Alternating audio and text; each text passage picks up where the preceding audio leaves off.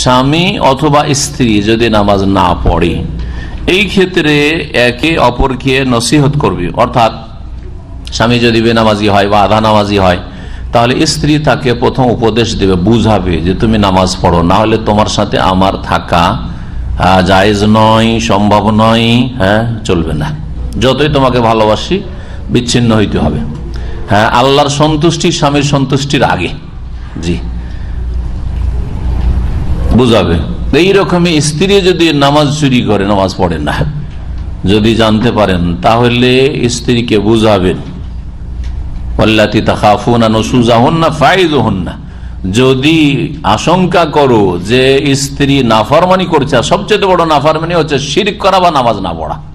স্ত্রী যদি নামাজ না পড়ে, ফাইযুহুন্না, আল্লাহ বলছেন তাকে ওয়াজ করো, মানে বুঝাও, উপদেশ দাও, বুঝাবার চেষ্টা করেন বিভিন্ন ভাবে। আপনার বুঝাবার যদি ওই রকম তরিকা না থাকে, বুঝাতে না পারেন, তো ভালো কোনো আলেমের নামাজের গুরুত্ব, নামাজের ফজিলত, নামাজ না পড়লে কি শাস্তি ইত্যাদি দেন, শোনান, বসে বসে শোনান, স্বামী স্ত্রী দুই ক্ষেত্রেই। কিন্তু তারপরে যদি না শোনে, স্ত্রীর ক্ষেত্রে তো না, আল্লাহ আরো বলেছেন যে বিছানা আলাদা করে দাও, হ্যাঁ তার সাথে শুয়েও না, বা তাকে রাখিও না, বা তার কাছে রাখিও না।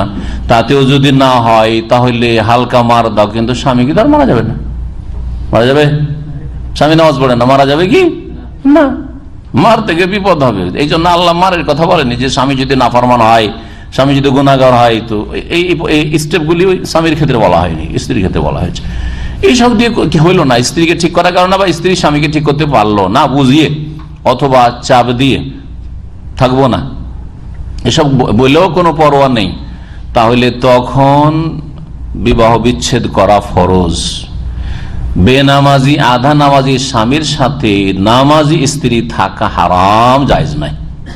যেমন কাফের মুশরিকের অধীনে থাকা হারাম, ঠিক তেমনি বেনামাজি স্ত্রীকে নামাজি মুসলিম পুরুষের জন্য রাখা হারাম, জায়েজ নাই।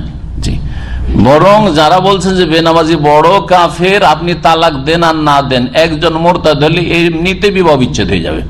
একজন মুরতাদ ইসলাম থেকে বেরিয়ে গেলে, একজন মুসলিম আছে তো বিয়েই থাকে না। মুরতাদের বিয়ে এমনিতেই কি হয়ে যায়, নষ্ট হয়ে যায়, বিয়ে থাকে না, বিয়ে থাকে না যতক্ষণ পর্যন্ত ইসলামে ফিরে না আসবে, যতক্ষণ পর্যন্ত ইসলামে ফিরে না আসবে।